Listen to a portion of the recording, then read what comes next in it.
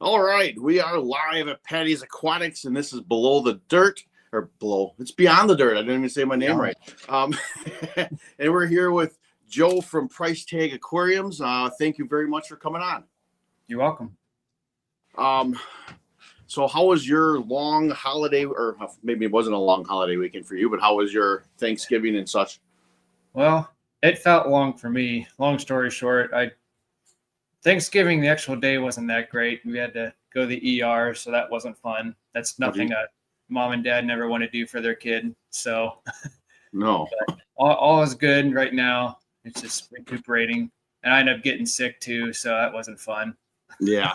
But we did our Thanksgiving stuff yesterday. We have a small family, so there wasn't a whole lot going on, just dinner and hang out for a couple hours. So pretty simple. How about you? Not too bad. We had last weekend we had Thanksgiving from my wife's side, which was good, and then on Thanksgiving itself we had with my parents, my side, with the wife and kids and stuff like that. But it was good. Just ate a lot of food, more than I probably should have, but that's typical for Thanksgiving. Typical for the holiday. Yeah.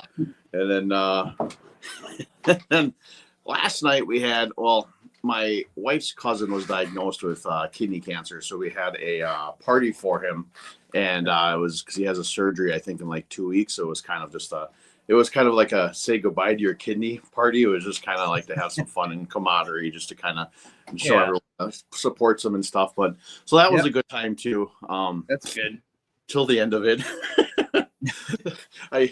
this is I don't know, appropriate story for the live stream, but I was in the bathroom. The bathroom's backed up, and they had plumbers in there the entire time during this party. Oh my gosh! And we're all leaving. This was like an hour and a half away from our house. And I was like, a lot of us had to go to the bathroom before we left because I didn't really want to stop at a mini mart. Yep. So they finally fixed it right before, and we go in there, and I'm going to the bathroom.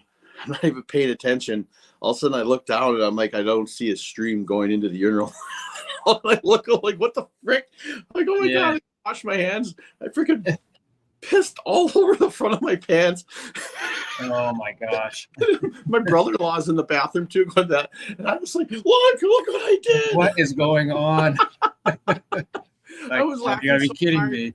I was laughing so hard I almost passed out in that bathroom. I was seeing stars. It was freaking hilarious. And of course, the wife has got to get some blackmail and take a picture of me and send it out in our group chat to all the brothers-in-laws. That's like absolutely, have to do that for something like that. That's a memorable thing. I'm like, oh my gosh. And then she sends it out to my brother-in-law is in the chat, and he's like, what's this number?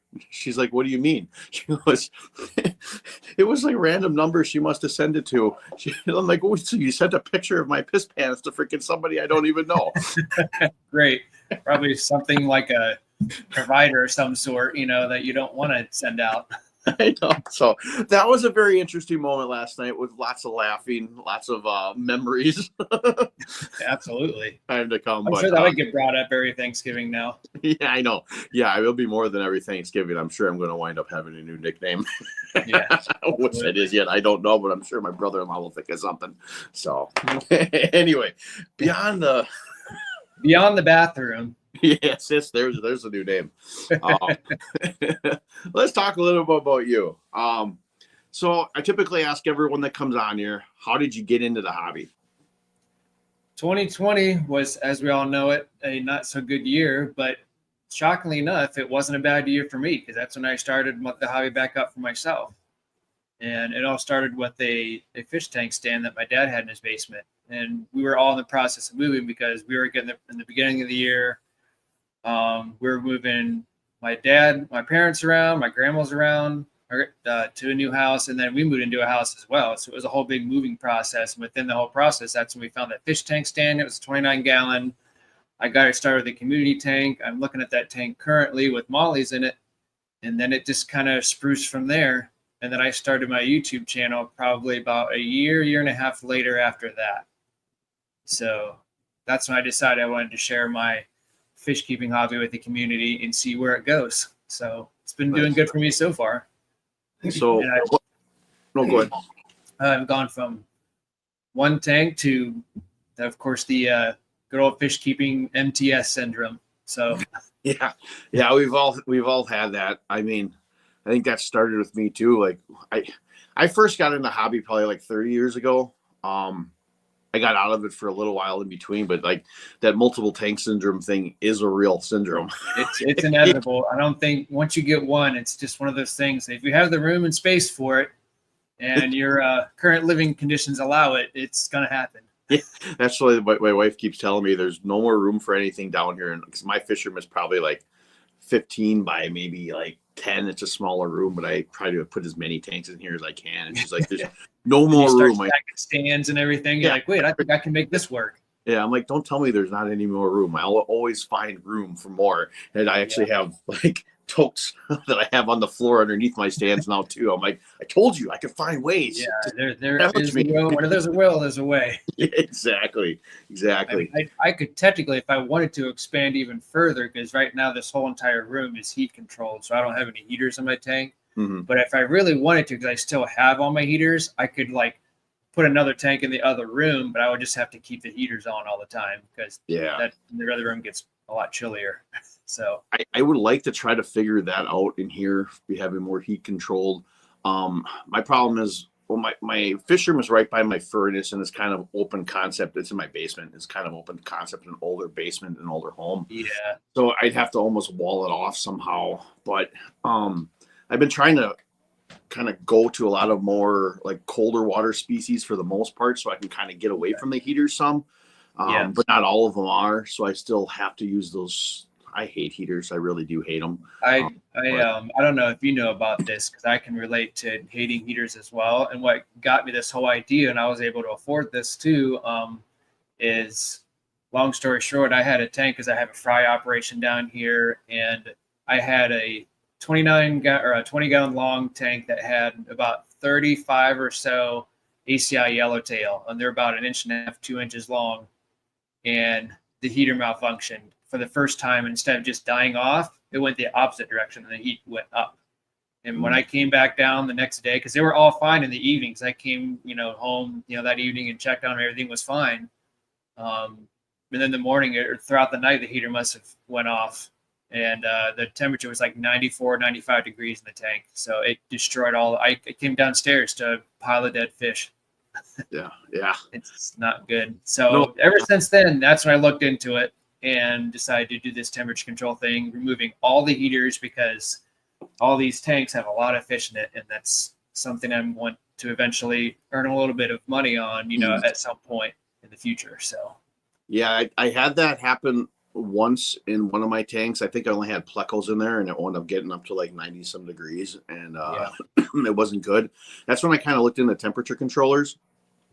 I had gotten one for, it was my puffer tank when I had it upstairs originally, just because I just didn't want that risk of a heater potentially malfunctioning. So at least it would shut off if it got too high, or warn me either way if it got too low. When I've got it down here now, but those things aren't cheap either. So it's like to try to put that on every single tank is another thing.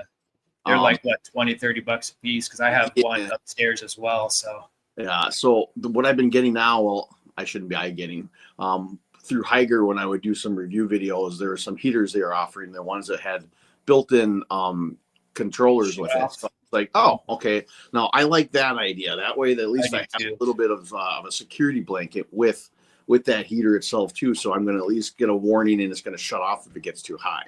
So that I like. But well, that's good. Yeah, I have one temperature controller, and it's on the Peacock and Half tank I have upstairs. And the whole reason being is because I have like an Amazon heater on there that I probably should eventually replace at some point. But I just don't want that heater malfunction happening again, because that is my most expensive tank as far as fish wise go.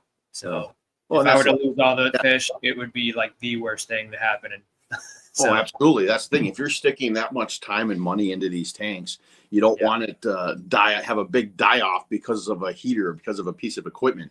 And that's like the biggest reason I hate them too. I would love to be able to control the heat, like you said, in this room, bypass that element that you just never know, because heaters are going to fail eventually. There's really no way around.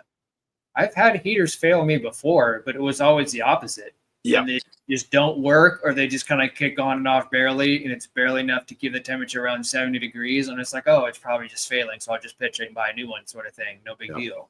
Yeah, I've had that happen too. The opposite, where I just stopped heating. It was in my white cloud aquarium, which they're fine. And I had it in my white clouds, but I have them typically set at like, I think it was probably like 68 degrees. So it's really only more if it starts to get cold in the winter. But I had a big crypt in there, and then when the heat kicked off, it got a little colder. And well, the crypt didn't like that and wound up melting back. And it was a big crypt. I was so upset about it. So that's my other thing too. Is like, even with some of these, I don't put heaters in, like my white clouds. I don't have one in there now, and a couple of the other ones. Some of my crypts and stuff like that, once it gets colder in the winter time like this, I'm going to have to see how they're going to react to that. I mean, most of my plants will be fine, but some of them I just don't know yet. But that's your live plants will definitely have a reaction if you have a heater malfunction too. Then yeah. So it's going to be a little bit of a learning curve this winter and seeing what's going to work and what's not. And if I got to throw a cheap heater in there for the winter just to kind of keep it at like 68 to 70. Yeah. So what fish do you keep in a cooler temperature then? I have rainbow shiners. I have the white clouds, rice fish. I don't have a heater in my guppy tank. Oh, I have two of them. This muck guppy tank, I don't have any. I don't think I got a heater in this one right now. So yeah, so those basically, and we'll see what happens. Like I said, they're fine during most of the year. Like I said, we'll have to see winter months because it gets. I'm in Wisconsin. I mean, I think you're in Ohio, right? So we probably got similar temperatures in the winter. Yeah, Northeast Ohio, so we get pretty chilly in the winter. So it's like 17 degrees outside today, which is my body ain't used to it yet. So I can feel I'm it. not ready for it either. It's 22 here. I'm just like, man, I'm not ready for it. I never am, and I've been in Ohio my entire life. So I was actually talking to my neighbor about it. It's kind of weird because it's like now it's so cold. Like I'll actually put like pants on. I usually am a shorts guy almost all the way to like February. It's like been like a hoodie, but I've been cold in the house. But it's like I said, just wait in like 2 months. This temperature, like the 17 to 20, is going to be tropical until your body kind of adjusts to it. It's like the weirdness of living in this atmosphere. I have a buddy of mine that he wears shorts all year round too. So like when I see him wear pants, it's like, man, I gotta like double take, and say, what are you doing, man? You're messing my whole thing up. Yeah, definitely. So yeah, those are the kind of fish that I keep without the heaters. So it'll be a little bit different this year, and like we'll see. I didn't have the shiners and all that last winter. I think I got them in February or March, so it was at the end of the season. And I have a heater in that tank, but I have it set at 68. It's more of like fail safe, but some of them I don't have them in at all. So we'll see. But very nice. You have a very lush aquariums. It seems like you're just doing all planted. Every tank is all planted. Yep. I keep plants are my filters. What I run is all dirted aquariums, and then I don't keep filters and I don't keep any air. So really, only equipment I have on them are the lights, or if I have to have a heater in them. My two bigger tanks with my Oscar and my puffer, I keep wave makers in there on timers, mostly just to kind of push the water, to circulate the water a little bit with the heater. I find a lot of times, especially when it's going to be this time of year when it's really cold, obviously if you don't have that in there, the top of your water is going to be hot and the bottom layer is going to be cold. Just to kind of circulate it a little bit. So, but other than that, I don't do anything but that. And the plants are my filters, which has been pretty successful so far. So pretty happy. Good. How long have you been doing that? Let's see. I've been no filter for, I want to say maybe 3 years. And I took all the air out probably like 9 months ago. Finally, I had just air stones in every tank, just as a fail safe, just because I tried it once and I had a couple tanks that had some issue that I seen that they were struggling with oxygen deprivation. And so I was like, I don't want to risk that. So I put it in there back in for quite a while. But then I'm a big fan of LRB Aquatics, and that's kind of where I got the idea and seeing how he did all that. So I was just like, you know what, I need to try this again. So I did it again, and I haven't had any issues at all. None of the tanks are suffering. Cool. The biggest thing I always know is because your lowest oxygen percentage levels in your water is going to be when you wake up, before the lights come on, basically. So, and I'll observe once in a while and look, and so as long as I don't see any fish at the surface gasping for air, then it must be okay. And I haven't seen anything like that. So, so do you keep your lights on longer than most people then due to that reason? 10 hours a day, 10 hours a day usually. And that's about it. What I was doing before that is I would put when I had the air stones in, then before I went fully taking them out, I put them on the air pumps on timers, and I would have them run mostly at night. I'd have them come on just like an hour and a half after the lights went off, and then they would run to about an hour after the lights came on, because that would be the lowest points of oxygen is when the lights are off and the plants weren't releasing it. But yep. they were fine then too. And then, like I said, after I pulled them out, they were fine. So I mean, That's good. Something's working. Yeah, absolutely. I mean, was it when you 9 months ago, were you kind of nervous to take all your air stones out and kind of wondering how it was going to go? Oh, absolutely. It was, like I said, I would have tried it before. It was a little bit like, okay, nervous, but then it's like I know I can do. I know I can do it. I have to just give it a try. It's like that's like I like to challenge myself with stuff in this hobby that I do. So it's like, if it doesn't work out, it doesn't work out, and I'll put them back in. But everything's been great so far. So that's good. Yeah. So I watched this morning. I watched your fish room tour from about 2 months ago, because I wanted to get a better understanding of some of the fish and stuff you keep. And obviously, you keep a lot of African cichlids. That's something I've never kept. I think they're really interesting, and like you're talking, you're breeding a lot of them. So you said you want to eventually, or do you sell them, or is that a goal of yours, or you just breed them? That'll be a goal for me. I'll probably start doing that beginning of next year at some point, because this year it's just during the holidays and towards the end of the year. I just kind of want to end it on just a steady note for now. Just enjoy the hobby for a little bit, and then start fresh next year and do a bunch of changes.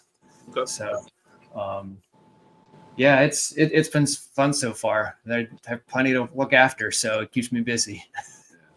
So you said you started with that community tank with the black mollies, right? Yes. So what made you transition from the mollies to the African cichlids? Well, my second tank was, I guess my third technically, because I had a 10-gallon that I did a guppy, really short guppy, phase. And then from there, I bought one of those kits that you get from PetSmart, the 55-gallon that you get everything with it sort of thing, just to get a bigger tank and get used to it. And that's when I first started getting imbunas. And so I just bought a few and just went from there, and I learned from that as far as, how to set it up and what to put in it. And eventually I moved filtration from the hang on the backs to canisters and that sort of thing. And I learned that as well. But when I very first started, the reason why I've been going so hard on the African cichlids is because whenever I bought these imbunas, I had no idea, because with mollies, they're just live breeders, so when they just have them just naturally, just like, we do, sort of thing in a nutshell. But I had no idea that the African cichlids were mouth breeders. I was just getting the imbunas because they were a neat fish and they're really highly active, and I liked how much they swam around and attacked the food, and it was just really amusing for me. And after a little bit of owning imbunas for a few months, you start noticing, they start carrying their eggs in their mouth, and I'm just kind of like, what the heck? I thought something was wrong, and then I started looking things up, and I was just, after I started looking at information, my mind was just blown that they don't eat, they don't do anything but hold their eggs in their mouth until they're released to fry. And I was just kind of like, holy cow. And I actually saw it happen. And then as more females were holding, I started to learn that you can actually take the eggs out of their mouth and put them in a tumbler. I'm just like, you got to be kidding me. You can do that? And I was just like, holy cow. So I started looking at that more, and I bought tumblers, and like, it was nerve-wracking to do my very first fish and to extract the eggs from her mouth, because I didn't want to hurt the fish. And so I started doing that. And then I've done it different ways. I've took the eggs from her mouth. I've let her release them naturally. And I've also put them in her own tank, and just kind of have her own little spa, and just have her. It's really neat, because it's the very first time I did that, it was nerve-wracking, because you could watch the female literally, like, whenever she's kind of running around, and, you can tell they're live, in their mouth. When she starts releasing them, sometimes if she doesn't feel safe, she'll gobble them back up. So when she started doing that, I didn't realize, I thought she was eating them back up. So I started like panicking, and I was like, all right, I got to take these babies out before she eats them all. And then I realized, oh, that's just after I did it a second time and learned more, that's just naturally what she does. She's just protecting them. And even when they're out of the tank, she'll still protect them. She doesn't actually eat them. But usually what I do after that is I'll take her out of the tank, put her in her own tank by herself for a few days, let her get her strength back up, and then reapply her back to the main tank that she was at. So Nice. it just amazed me. So that's why I've been doing this whole breeding process, because of the whole thing of just, it amazed me how everything worked out, and I keep doing it. And it's my almost my entire fish room is nothing but fish that I have bred myself. Nice. So That's the fun part of it too. Like I when I get my fish, I don't do them specifically just to breed them, but that's the challenge of it. That's like a fun part of it for me. So I keep pretty much all like species only tanks, just because, well, I want to try to breed them just for the fun of it and the challenge of it. And yeah, prefer to be able, yes, to initially have to probably buy the fish itself, but then I want to breed them to be able to populate my populations of it myself, just to get something going and try to accomplish that. And so I completely get what you're saying with the whole breeding part of it. I find that very fascinating and fun, and I always move on to something different too. That's like my weird, like I started, well, the first fish I ever had was prawn. I didn't breed them obviously, but I had gotten these gars. I don't know what they eat. I couldn't even tell you what kind they were. It was like I said, about 30 years ago. They were like these little needle nose gars that were like that big. And I had 55, had been a 55-gallon tank, and then all of a sudden, I remember seeing these little like eggy things in the freaking fake plants I had, and I'm like, what the heck is this? At this time, like internet was like, it was like slow dial-up crap, and I remember like looking stuff up and finding out that was like eggs of it they were breeding. I'm like, are you kidding me? And I remember finding some forum. I don't remember who I even emailed at that time or messaged on it, and they said, yeah, that's breeding. It's very rare that you're actually be able to do that in a tank. I'm like, are you kidding me? So I got one out, and it actually hatched. But I had no idea what it was doing, so I went and bought like I think it was like a 2 or 5 gallon tank, and I threw it in there with a tiny little hang on the back. The thing must have got sucked up and died. I'm like, oh my gosh! I was like, after all that excitement, yeah. So it was like that was my first like step into breeding. It wasn't trying to breed, but breeding a fish and getting that excitement from it. And it kind of went, all different things throughout the years. I was into like the South American cichlids. I was breeding like the gold soms, like those false green terrors. I mean, the convicts, like probably just about everyone else did, the fire mouse and all that stuff. And then I kind of moved to the live bearers because I thought that was kind of cool. Not that it was a challenge. You just got to put them in a tank and they mass populate for the most part. But oh my gosh, yeah. So now my next challenge has been the egg scatterers, like the white clouds and the rainbows and the rice fish and stuff. So yeah, I really love trying to do that. So that's cool. So the white clouds, and you say egg scatterers, what do you mean by that? They basically, like the rice fish, they have like they have their eggs that congregate on their belly, and then they rub them off onto like plants. Where like the rainbows and the white clouds, what they do is I don't know but they drop the eggs and they drop down into like rocks or into the plants or like the Java moss or whatever I have them in, and then they go there. The problem is a lot of them are they love to eat their eggs and eat the fry. So I haven't had success community breeding any of them yet. I have to take out, like for my white clouds, for instance, I have to take them out and put them in like a 5 gallon or a 10 gallon and try to rig something up where I put them in there for a little bit. Then you pull them out. And then you wait to see if you had any successful eggs laid and fertilized for about 2 weeks and see if anything pops up fry wise. And then if it doesn't, you try. That's cool. I long story short, I got a small tank that Brandon helped me out with that I did at my first planted aquarium. It's small. It's only 2.4 gallons, but I bought white clouds because cherry red spores were not available at the time. I might go get some today on a side note, but regardless, I was wondering about the white clouds because of what you had just talked about. So that's interesting that how they have their offspring and their babies and stuff. I didn't know that. So yeah, we'll see what happens in the future, I guess, for me. Yeah. If you're interested in breeding them, I highly recommend checking out White Cloud Dynasty. The guy's got a YouTube channel and he breeds them and rainbows, and he's really successful at it. What he did, and I tried with him, is he puts a pair, I think it was a male and female, in a 10 gallon, and he just lets them. And he said that for him, they'll breed in there alone and not eat the eggs and stuff. Excuse me. I tried that. I only found like 2 babies in the one I had the whole time I had it in there. So, but I mean, he's got a lot of cool information. So that's one place I can look for those. But yeah, I love the challenge of it. It's always fun. That's good. Yeah, that's kind of what I look forward to as well. It's always looking for the next thing that I haven't learned yet. And that was why when I did the Planet Aquarium, it was because I tried it before and I just wasn't doing it right. But also, to be fair, I didn't knowledge myself enough, and I wasn't far into YouTube as well. So I didn't know Brandon. I didn't talk to other people from YouTube for the community and through doing live streams. So it's just literally me just buying a plant and trying to, put it in the ground sort of thing. And all I had was gravel, and it just didn't work. Long story short. Yeah. So yeah. I was scared of actual plants. Like when I first started, I only had plastic for many years. I just didn't know. I always figured it was just one of those things where it's like, they're expensive and it's too hard. I don't want to try it.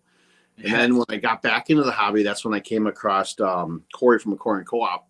Like I was just looking at like the nitrogen cycle videos, and all of a sudden I see all the plants, and I'm like, well, this is kind of interesting, and started watching that. And yeah, that's where I got the like, okay, this is easy. I can do this. Let's try it. And that's when I started. Yeah, why not?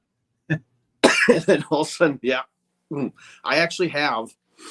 I want to say all my dwarf sads I have within all my aquariums are all from the first time I ever bought plants, just from propagating and putting them within all the other tanks. And that's what I love about it too. I always like that with Planet Aquariums too, that people that can do that. All I can do is separate the plants and put them in the new aquarium, and then as time goes on, if they're fast growing plants, you can just keep moving it from aquarium to aquarium. So that's pretty cool. Mm-hmm.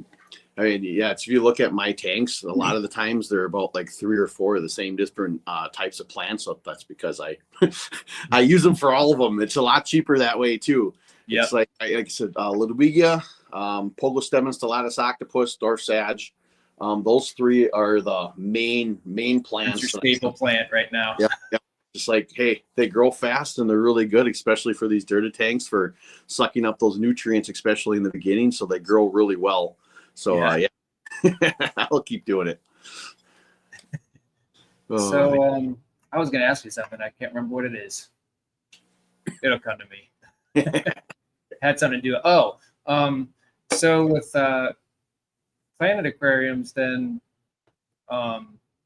they do like the whole photosynthesis thing, and that's how they kind of take care of the oxygen and everything like that, right? Mm-hmm.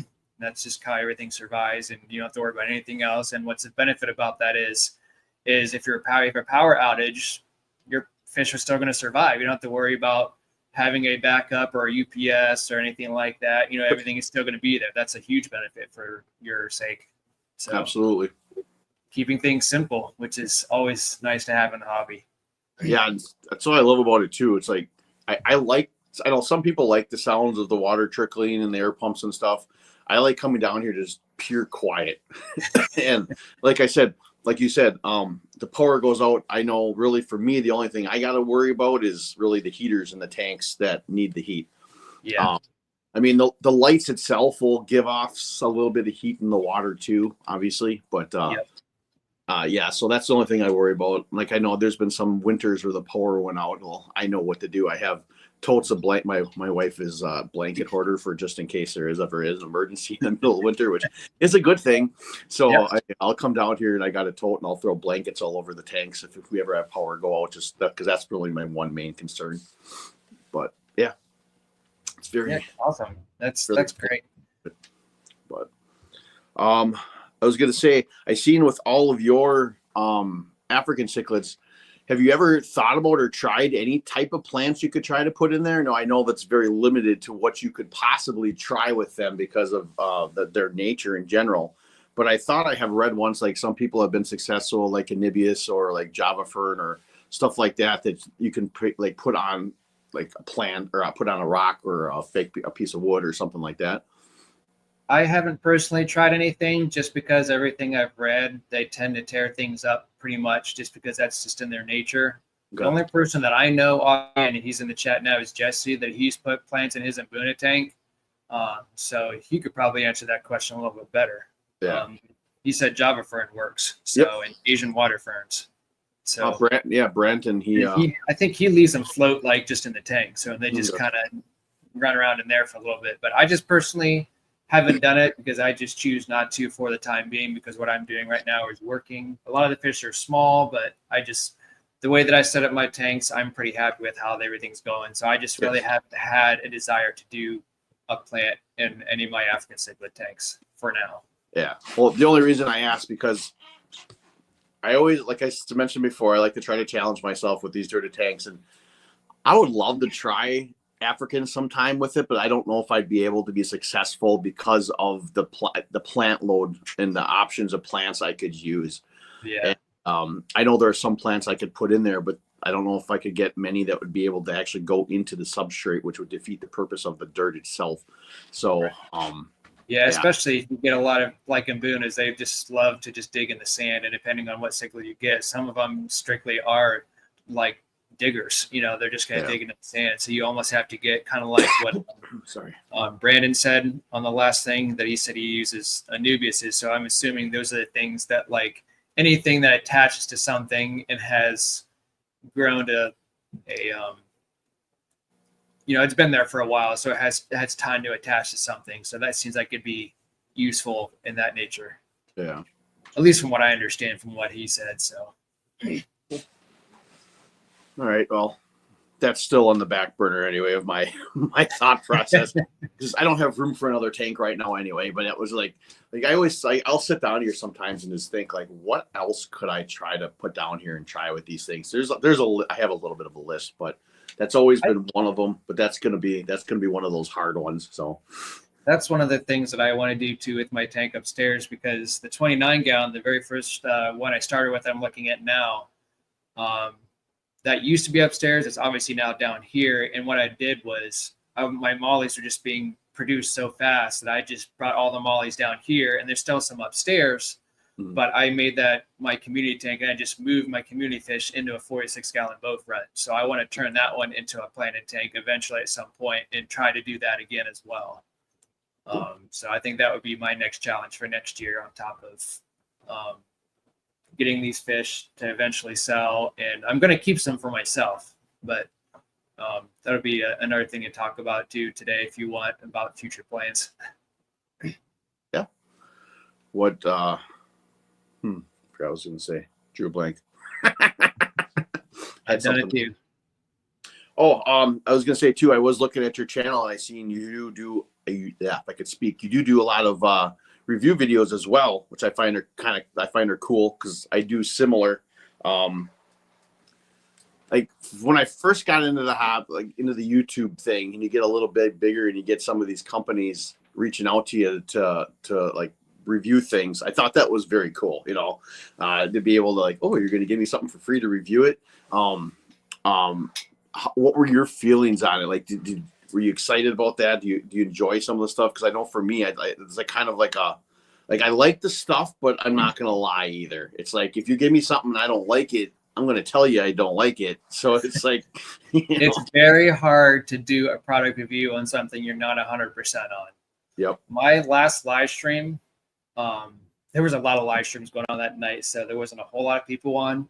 But from what we discussed, it was kind of like me kind of branching out and saying, whenever I first started doing these product reviews, I was doing them myself. I was, spending my money on them, just, doing things here and there for the fish room. Mm-hmm. And then as my channel got more popular, companies got a hold of me, like Higer, AQQA, and the stuff that I did before, like Aqua Decor sent a reel to me that I didn't even ask for, that they did and put on their channel.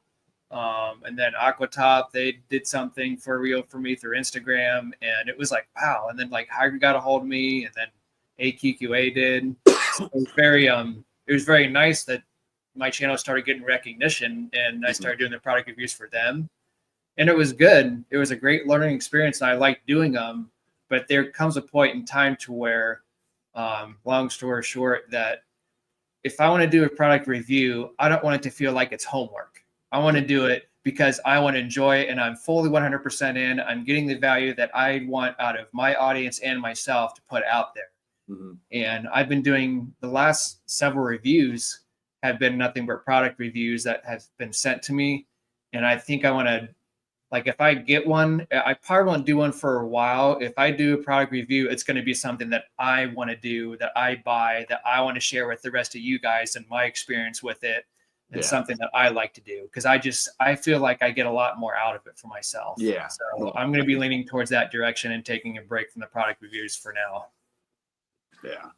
No, I hear you there. Like for me, it's just like some of the stuff they'll like offer. It's like, here, you want to try this filter? I'm like, have you watched my channel? I have no filter. It's like, if you offer me something that I can legitimately use in my fish room, I 100% will try it. But like, again, there was one company, I won't name it. They sent a light to me. I was like, all right, cool. I'll take a look at it. I put it on my tank, and at 100% intensity, it was as bright as most at like 40 or 50. So it was very dim, and it barely lit my tank. Yeah. So I emailed them back, and I'm just like, well, hey, if you want me to make a video on this light, I 100% will, but I can't lie. I'm going to have to tell people that I don't recommend it because the intensity of the light, unless you want a low intensity light.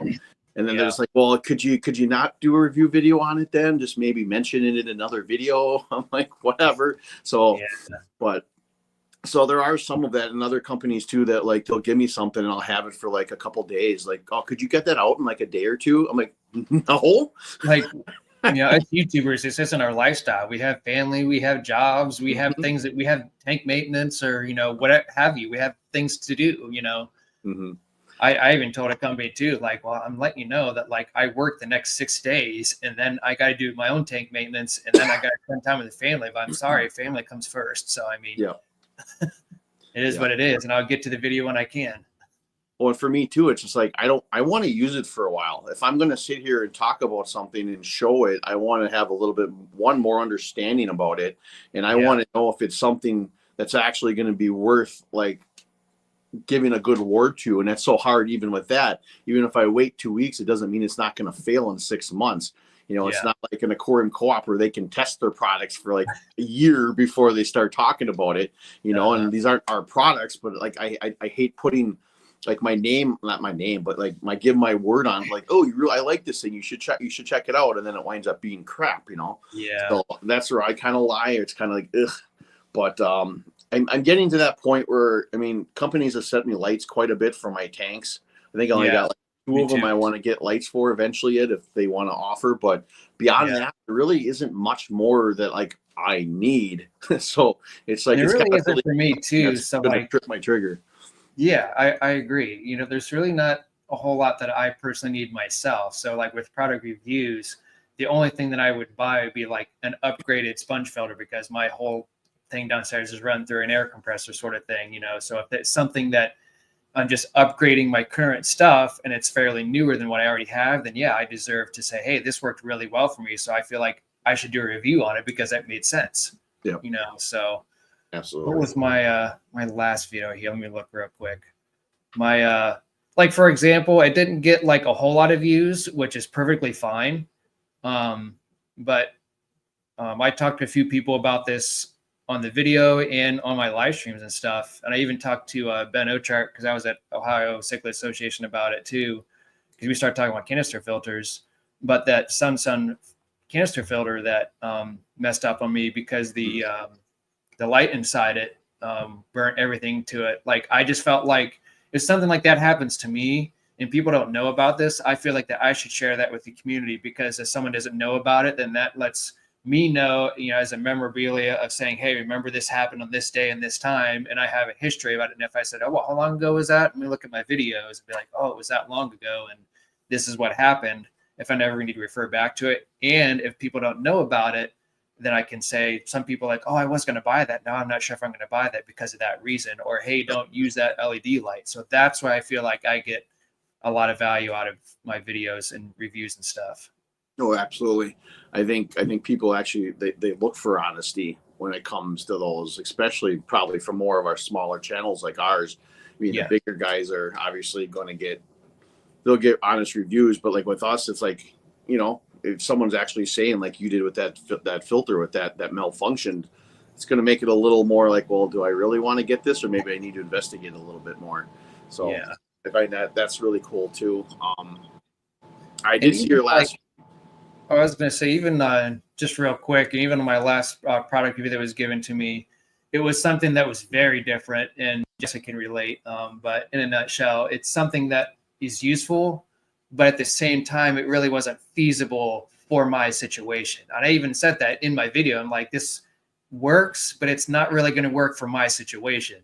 So like, that's why I was trying to put in the honesty of the product, of saying it works, but it's not going to be useful for me. So if someone else wants to buy it, I kind of show off as this might be good for this person, but it's just not good for me personally, because it is what it is. Yeah. The last video I think I seen of yours with the review was that 2.4 little gallon tank. Yep. And then it was the one before that. So the vacuum cleaner, that's the one I was talking about. That's the thing that's kind of like, it'll work for some people, but for me personally, I'm not going to be using that because I have my own system. I have my own things that I do that's working phenomenal, so it's just a different situation for me down here. See, I got the same one, but they gave it to me. They even gave you decorations with it, or did you buy it? The white one comes with a Santa and a Christmas tree. I did the black one because I just kind of figured the decorations was just something you had to add yourself. I didn't realize that they actually gave you those.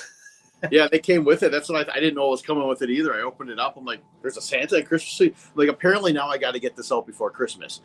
So the whole reason I got it when they offered it to me, I'm like, oh, that'd be kind of cool, because I had planned on making an actual video about doing like a nano dirted tank video. And I was like, well, this will work perfect for that. But then I'm just like, well, I don't really want to do a review video with that together. So I just shot a review video just for that. And then I'll do my separate one with it now that I have it. So that's why I always kind of think when I see products, it's like, can I use it for something?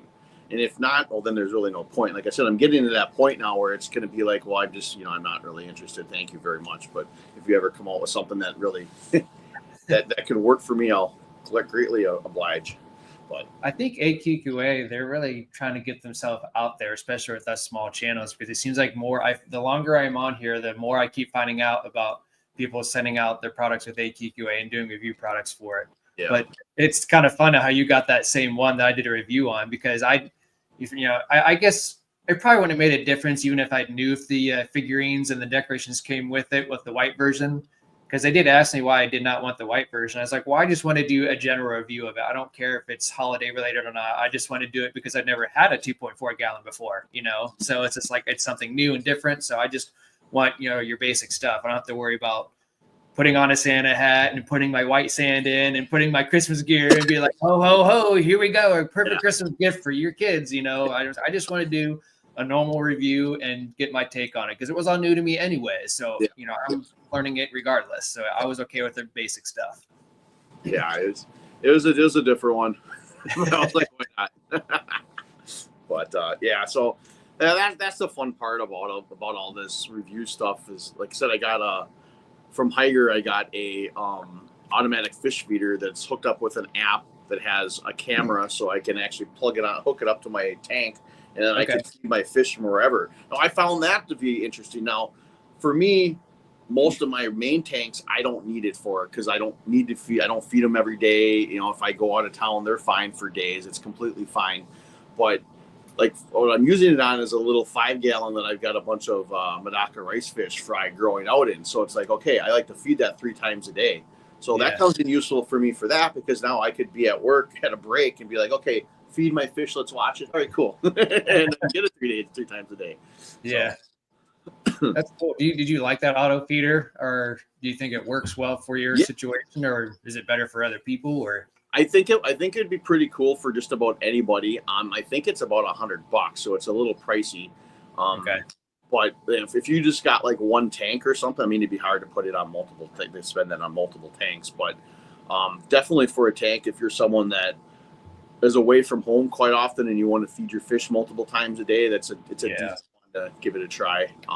Like I said, I honestly, when it was offered to me, that camera idea, it was what got me the most, because I could have the cord for the camera to that feeder is probably, I don't know, at least 6 feet long. So I can have it on my little tank, but then put the camera down on like my Puffer or Oscar tank, and I can just go watch them from wherever I am. And I find that interesting too. Oh, that's cool. That would be interesting. Hell, I could even put that camera up in the like corner of my room somehow, so I could just actually have a spy of my entire fishing too. So Yeah. I thought that was kind of cool. But Yeah, I think that would work, especially if you're going like a week long trip or something like that, and you mhm, kind of want something like that. If you don't have the convenience of a neighbor or a family that's close by that can do it all the time for you. exactly. Oh, so do you have any other upcoming projects in the near future?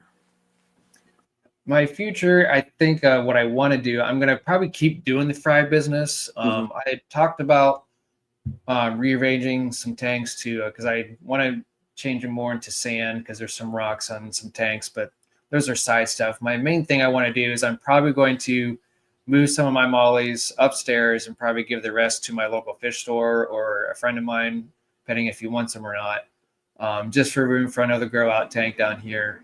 But my one goal that I would love to try to do next year, and I already bought an FX6, in preparation for it, just because it was a Black Friday deal and I got it for like a couple $100. But one thing that I think that always been in the back of my mind for the past couple months is, yeah, I'm going to have these fish and raise them up and, give them away to the people or the local fish stores.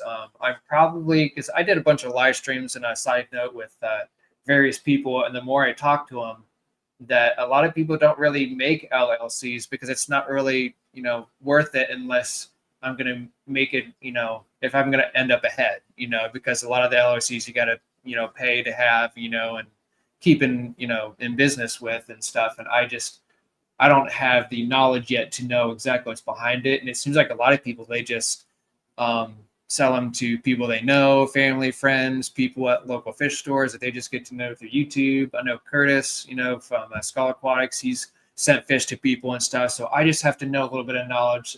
So that's why I like doing some of these live streams. I can go back to them and learn from them. And then when I'm ready to do my next step, I can go back to my live streams and rewatch some of them and then get the stuff that I need to do this. So with all that being said, I think what I want to do is I want to still do the fry business, but I want to kind of slim it down a little bit because I want to eventually have that one big tank. And it's either, I was looking at one day on Marketplace. It's a 220. So I don't know if I want a 220 or if I want to try to really break out in my comfort zone and do a plywood tank or do something, out of my comfort zone to make a big tank. But I think what would be truly amazing is to have one tank where all of my fish were not bought and I have them all grow out and put in that one tank. And people, a lot of them might be similar and stuff, but so there's not going to be a real broad, like Buddha's, there's a lot of different types there. My peacock and hap tank upstairs. I mean, there's a lot of different, colors and variations and kinds of fish. Mm-hmm. So my breeding process, I have 5 different types of peacocks and 5 different types of haps. So that's kind of like where my options are not so much as broad as upstairs because I bought them all. Mm-hmm. But I just think it'd be really neat to have that one large tank to where I raise these fish up all by myself from tiny little eggs to what they are now. And I think that would be kind of like an accomplishment for me. Well, yeah, it's quite the story too. The people watch on their channel or just like whatever come over and see that stuff. That's an interesting story to be able to tell too, which is kind of cool. Yeah, and that's something that I think would be kind of a last thing for me to do to show everyone before I move on to the next adventure. Because I've had family over here like this, and they come down here and they're just like absolutely amazed. And I tell them, after I explain the situation, what I do, they're like, "Wait, you never bought any of these fish? Like all these are yours?" I'm like, "Yeah." And he's like, "That's crazy." And I was like, "Yeah, it's been a process." So I feel like that would be something to really show for, that knowing that I've raised these things from babies all the way up to full grown fish. Yeah. So. No, yeah, that's cool. I absolutely love. It's probably the fish keeper in us that when we have people over that aren't into the fish hobby, they want to come check out like your fish room. We have people over. It's always like the nieces and nephews and the my grandkid, my grandson's always like fishies. You want to see fishies? So I always got to bring him down here when I can to look at them. So it's always fun. And like my brother-in-laws will come down here and they'll be like, holy crap. I'm like, yeah, it's like my mini own little aquarium. I absolutely love it. Yeah, we fish keepers, we can have a man cave as well, right? Yep. Well, this is very true. I mean, besides the bathroom where I can sit on my phone, Mhm. this is the one place I will come. I'll sit in this chair right here, and I will just look around and just, take a deep breath, and just it's a nice calming area, to be able to just watch the fish and everything moving around. I think it's very cool and Yep. definitely relaxing. Like Yeah, we, and that's what I like too. Like, especially when you do like your water changes and your maintenance stuff and keeping up on everything. And I know with Planet Aquariums, maintenance is, a little bit easier because they kind of take care of themselves essentially. And that's the whole point. But it's just nice to have that feeling, be able to sit down and enjoy it. And it's very therapeutic. And I don't know, it's just like an accomplishment that makes you feel good. And it's also nice, like you're talking about your kids too. And my daughter, she's 2, and she comes down here and she'll help, as best as she can to help feed the fish too. And she likes putting the food in there, and she'll help as best I can. Because whenever I'm at work, my wife's a stay-at-home mom right now, so which is fantastic. She takes care of her, and then she helps feed the fish whenever I'm at work on day shift. So it really works out. Because I work from 6 to 6. So if I were to come down here, I'd have to come down here and wake up extra early because to feed all the fish, and it'd be at like 4 in the morning. So it's just like it really makes it a lot easier when you have a companion or a significant other, husband or wife that's into the hobby with you, to help you out with everything. Because I couldn't do it without her. nice. That's cool. Yeah. Oh gosh, Jesse. Oops, I'm on the wrong one. He's really wanting you due to the getting the Christmas spirit. He actually mentioned you too before. Christmas light fun. Okay, Jesse, for next week's live stream, well, maybe through the rest of the Christmas season, I will put some Christmas lights up back behind me somewhere to show a little Christmas ambiance for you, just for you, buddy. I got my phone down here where I can tap like hi to the chat and stuff like that, and I keep wanting to hit on here instead of up here where I'm actually highlighting stuff. Where was he up here? He had mentioned it before. Here he goes. As a paying member, I demand some Christmas lights from both of you. So I think some Christmas lights would look good around the tank behind you too, Joe. Yeah, we'll have to see. I put a lot of Christmas lights up outside this year because usually I just do a few things outside, and then I just put something you just stick in the ground that just shine against the house. But you still with me? Uh-oh. Riding solo. Uh-oh. We lost our host. The hostess with the mostest. Man, talk about being put on the spotlight here. Yeah, we'll see if I do decorations. But like I said, I did a lot of Christmas lights this year, more than I usually do. So that was kind of an event. So maybe Jesse will have to get whatever is left from the Christmas lights and hang some up for you.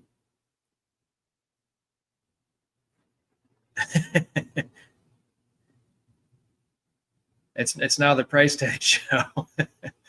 I can't highlight the chat. Sorry, guys.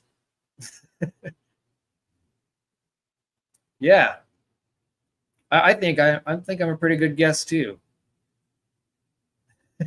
Yeah. So how about that Patty's Aquatics? Now that he's gone, we can talk about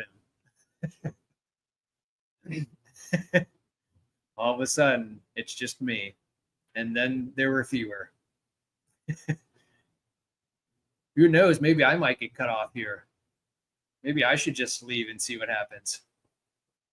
And then we'll have a blank screen.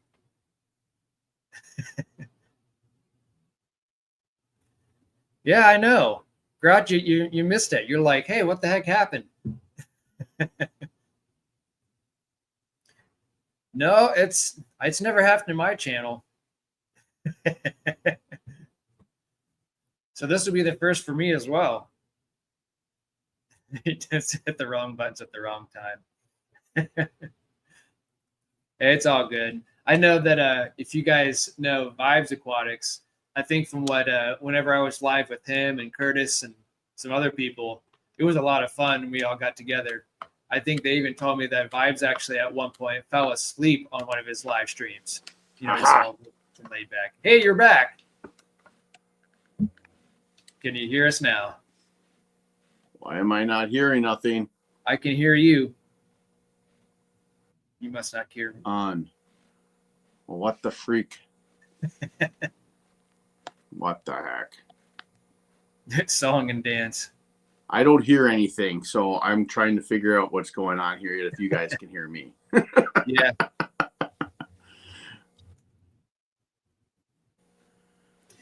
Yeah, so far we can hear you. You can hear me? Okay, good, because I can't hear you guys. Uh-oh. I had a Uh-oh, there we go again. Almost there. He's getting there. We'll figure it out. Yeah, but yeah, I think from Holy what everyone Lord. said, can you hear us? Testing 1 2. Testing 1 2. Malfunction. Sorry, Joe. I'll swear I'll try to figure it out here. Well, where the hell did it go? Like, I can see everybody now, but I don't hear anything. Yeah.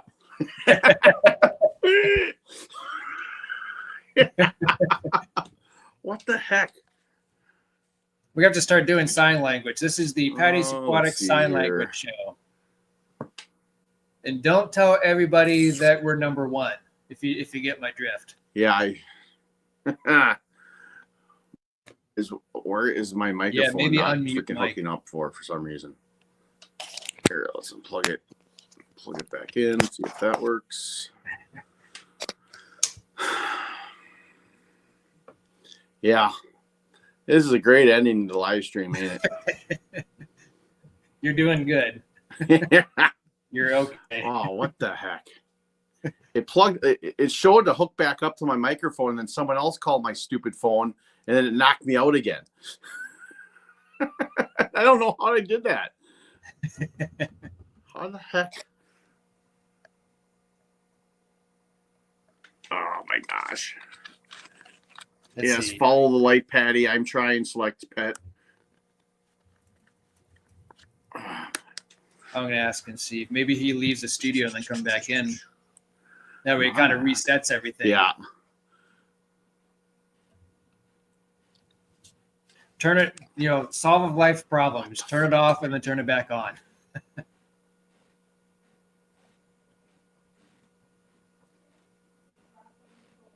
Live bearers, Lumpy Dog says after more than 4 decades of fish keeping and different phases, I find myself back to mainly live bearers and common community fish, all aquariums and ponds fully planted. Lord.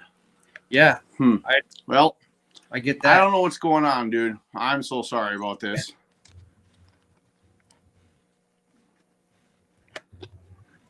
Hang on a second.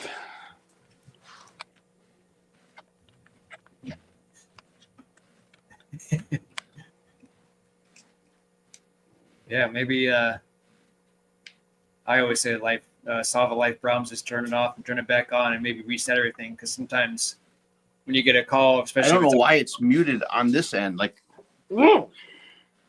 frustrating. Yeah, maybe sometimes, like, especially if it's on a phone, maybe someone calls, it might interrupt the whole thing of where your sound and mic might be going, like inputs and that sort of thing. So you almost have to like start it over again.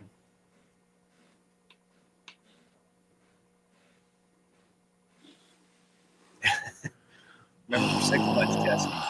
Reboot, huh? Does that kick me out though? Just rejoin.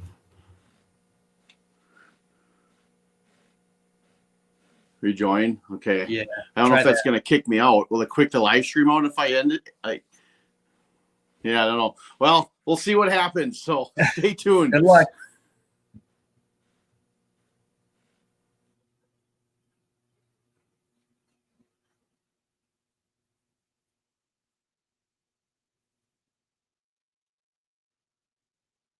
You guys still hear me and see me?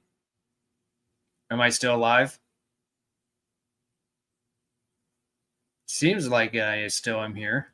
I guess I can go on YouTube myself and see. Hey, now we got two of you. All right, two of me. That's Yeah. awesome. Can you hear me? Oh, yeah, I hear everything. Okay, so Holy, we got two of Christ. you now. Yeah, I'll remove this guy. Oh my. There we go. We figured it out. Okay, this is going to So be you just left the studio and then you came back in? Yeah, I didn't like hit the end of live. I just X'd myself out of the web browser and then went back in. So at least I know that, and I need to remind myself to silent or whatever, so phone calls can't get through at the time, because a phone call came in and knocked me out, the camera and the audio, and then as I was getting the camera back, all of a sudden I got the audio to come back, and I just had to hit OK. Then another phone call came through and knocked it out again.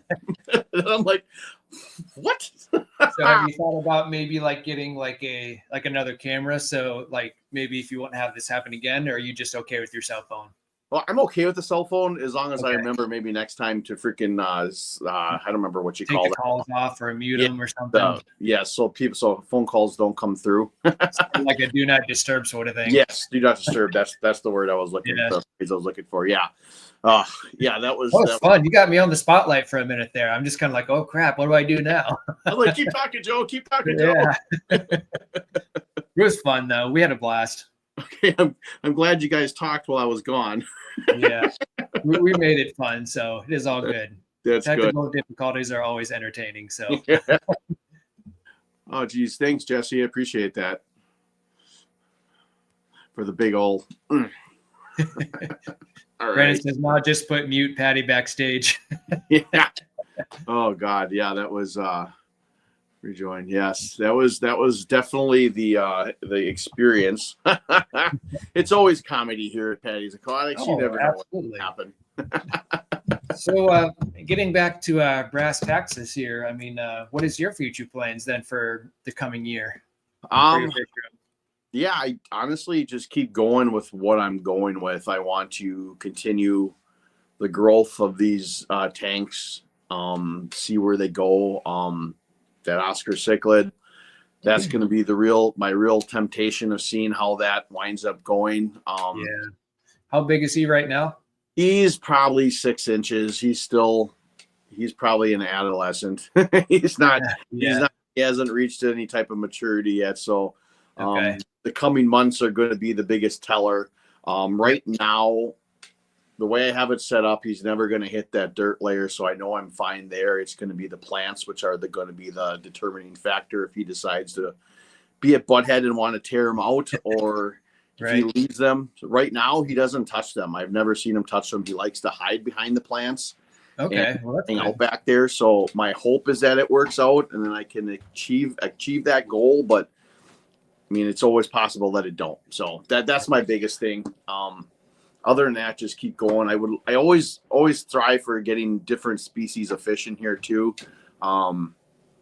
So I know I got these rice fish fry that I plan on putting in a tank, and then plan on getting an axolotl yet too for my 55-gallon for my daughter. It was supposed to be for her birthday back in September, but was waiting for the tank to kind of mature a little bit and balance out. And then now with Christmas, I think we're going to wait till after Christmas and we'll get it. Okay. So, yeah, axolotls, that's a whole different ball game too. So I mean, that'll be fun. Yeah, she's been like majorly into them for probably close to a year now. She was like doing her own research, and she's only in 2nd grade, but she'd get like books from the library and she's doing research, and she was watching YouTube videos as well about them. She's throwing all these facts at me, and I'm like, oh, okay, cool. Wow, you know more than I do. That's wonderful. So it's going to be like a whole project for the both of you. That'll be fun. Yep. So that should be kind of cool. But yeah, so that's pretty much the plans here. Just kind of status quo, keep going, growing plants, watching things mature. Fun stuff like that. So cool. But yeah, I feel like I wasted last couple minutes with that whole missing up. It's all good, man. Yeah, it happens. I wouldn't sweat it too much. No, we had fun. I learned. Now I know next time I can jump out and jump back in, and do not disturb my phone calls before I get on here. Yeah, I guess to be fair, you learned something today, that if something happens, you can still leave and come back and be good. Yep. I was just afraid if I got off of it was going to end the live stream. So it's just like, I'm like, we did a good amount of stuff today. So even if that did happen, it's still all good. Absolutely. But it worked out. So absolutely. So I just want to thank you very much for coming on. Yeah. I know Branton for sure has tagged you in the chat, your channel. So if anyone hasn't subscribed to Joe's channel that's on the chat, go hit that subscribe button. I do have the link to Joe's channel in the description of this live stream as well. So if you're watching this on replay, go on there, click on it, or go check them out. And just thank you very much for coming on. I really appreciate it. Yeah, you're welcome. Thanks everybody else for joining too. Yeah. And then next week I have Kyle from Outside In Aquatics. That should be fun. Yep. And then I have Chris Stubbings from Stubb Aquatics the week after that on December 15th. And then the last 2 weeks of the month, I've got some kind of special things planned. So when we get closer to that, I'll talk about it. I got a guest at the end of the month that's it's very cool, but I don't want to announce it yet because I don't want to run into any scheduling mishaps that decides to cancel it and me talk about it before it actually can happen. And then the week before that, 22nd, I think it is. I don't remember whatever day that is, that Sunday. I have a cool little idea planned for down here in the fish room for a live stream. I won't have a guest, but we'll talk about that too when it gets closer. But anyway, that's my business part now. But I just want to say again, just thank you very much for coming on and talking with me. Absolutely. Thanks for the invite. It's been fun. Absolutely. It's been good to get to know you and chat with you. And I absolutely love your tanks. I know we really didn't get to talk about it, but the tanks behind you in the wall, those are breathtakingly phenomenal. I absolutely love the look of them. I would love to do that someday in my house. It'll never happen. My wife won't allow it, but the only reason that I was able to do this is one, because of being in the basement and there was no wall set up. But when I got the idea from Florida that they had in-wall tank setups, and I thought that'd be cool. And I came down here and I was like, you know what? I can make that happen. And my brother helped me out with it, and it just turned into this. And without my brother, I'd never been able to do it. But between him and I both, we put it together. Nice. Very cool. All right. Well, thanks a lot. Thanks a lot, everyone, for coming in and talking to Joe and I. Besides muted, no camera mishap, it was a good time. So Absolutely. All right. Thanks, everybody. We'll see everybody next week then. All right. Take care.